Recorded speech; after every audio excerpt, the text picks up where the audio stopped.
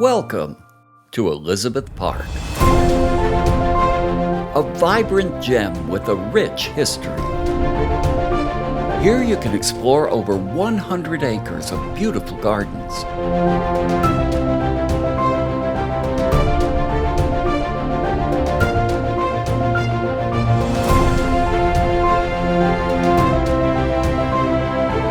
Play tennis, lawn games, or basketball on one of our many courts.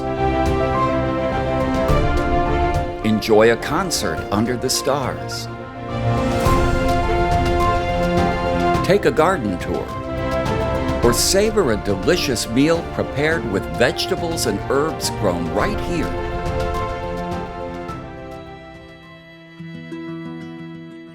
Elizabeth Park is home to the country's oldest public rose garden, which is also the third largest.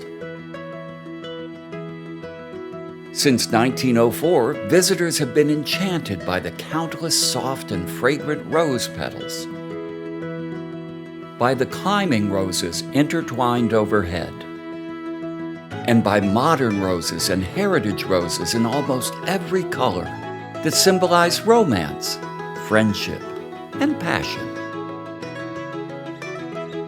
The estate that became Elizabeth Park was the generous gift of one of Hartford's most successful businessmen, Charles M. Pond.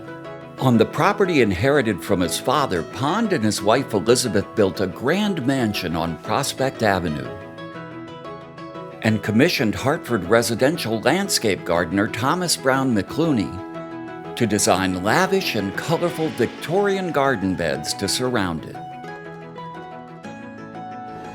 Charles Pond was a successful treasurer of the Hartford-New Haven Railroad and also served in public office.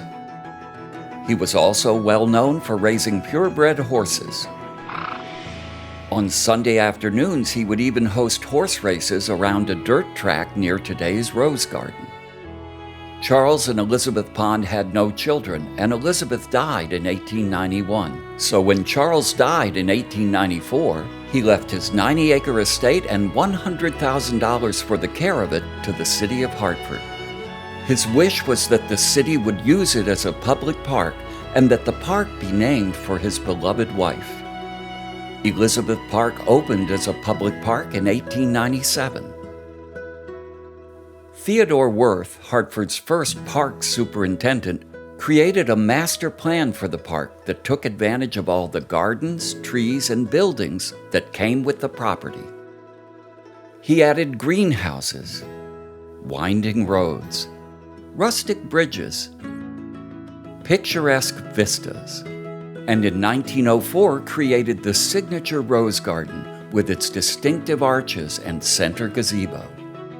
The park was home to activities of all kinds for the people of Connecticut. Horses, carriages, and a trolley would bring visitors from all over to enjoy strolling, picnicking, lawn bowling, a children's playground, and various winter activities. However, over the years, the park faced its share of challenges. In 1954, the Pond Mansion, which had been used in part as a community center, was torn down due to lack of funding for badly needed repairs. And by 1977, even the Rose Garden was threatened with destruction when funds for its care ran out. The city of Hartford was on the brink of bulldozing it into a grassy field. But help was on the way from a group of concerned citizens. They organized a nonprofit to save the Rose Garden and called themselves the Friends of Elizabeth Park. An aeronautical engineer and artist named Helen S. Kaman, with a keen interest in gardening and horticulture, became the first president of the Friends. Through their fundraising efforts, they saved the Rose Garden. And once that goal was accomplished, they devoted themselves to improving and maintaining all of the gardens and grounds in the park, in cooperation with the City of Hartford and city personnel. Elizabeth Park was listed on the National Register of Historic Places in 1983. And in 2012, the Friends changed their name to the Elizabeth Park Conservancy to reflect their broadened mission. In recent years, buildings have been restored and new amenities have been added, thanks to the efforts of the Conservancy and funding by many generous donors. Many of the recent improvements to the park have been named for some of the largest donors. Today, you will continue to find an array of beautiful gardens, including the perennial garden, the Robert A. Prill Tulip and Annual Garden, the Julian and Edith Eddy Rock Garden, the Heritage Rose Garden, the Charlie Ortiz Hosta Garden at the Ethel F. Donahue Circle, and the Helen S. Kaman Rose Garden.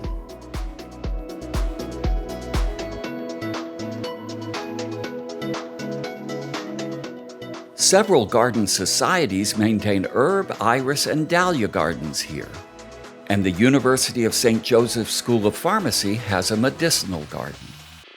You will also find the Putnam and Lord and Burnham historic greenhouses, recreational areas, the Anna Grace Playground, and some hidden treasures. There is so much to see and experience in Elizabeth Park. Look up from the gardens and you will notice many beautiful and notable trees, some of which likely date back to the days of Charles and Elizabeth Pond. And some are recognized as Connecticut state champions because of their age, size, and variety. More than 100 of the park's significant trees are labeled, and a tree map is available for visitors wanting to locate the important specimens. In 2019, the park was recognized as an internationally accredited arboretum, which is now called the Kim Arboretum at Elizabeth Park. The park is free and always open to the public daily from dawn to dusk throughout all 4 seasons, providing a beautiful setting for a variety of activities. In fact, it is estimated that the park is visited by over 500,000 people every year. Recently, entryways into the park have been upgraded and beautified, welcoming guests with lovely walking paths. The Rose Garden lawn now has a striking new feature, the John G. Martin Foundation stage. It provides the perfect setting for concerts and other performances. The Pond House Cafe and Banquet Center hosts glamorous weddings and events, and also offers gourmet meals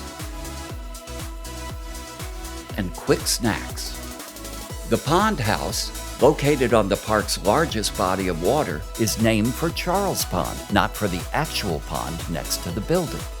And the Garmany Visitor Center, originally built in 1939, was remodeled and repurposed in 2020 to now provide visitor amenities, including a modern space to learn more about the park, learn about nature, or even buy that perfect gift. The park's public restrooms are located in the Garmany Visitor Center. Over the years, many things have changed, but the one constant is the enduring connection between the park and the people of Connecticut.